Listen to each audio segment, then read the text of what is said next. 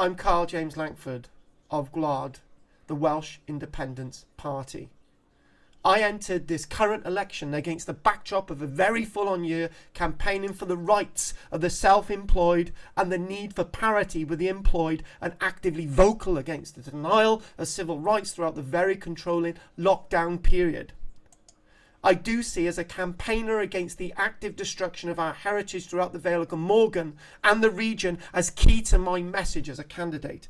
Heritage is our identity, and the denial of this for future generations must be highlighted.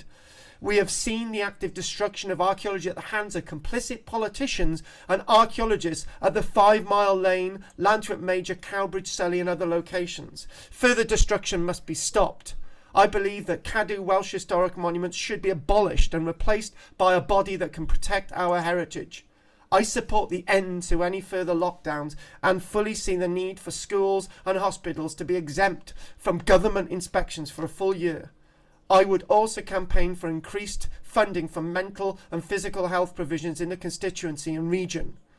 Further campaign for the abolishment of the Assembly government and replacement with a full independent Parliament after a yes vote to that effect. If elected for the Assembly, I will not waste taxpayers' time at the Assembly building in pointless meetings, but listen to constituents and work in the community and champion their needs and fund environmental projects within the Vale of Glamorgan throughout the region using half of my yearly Assembly salary. Vote for GWLAD at the constituency level and also vote for GWLAD at the regional level, and let's see a difference. Thank you very much.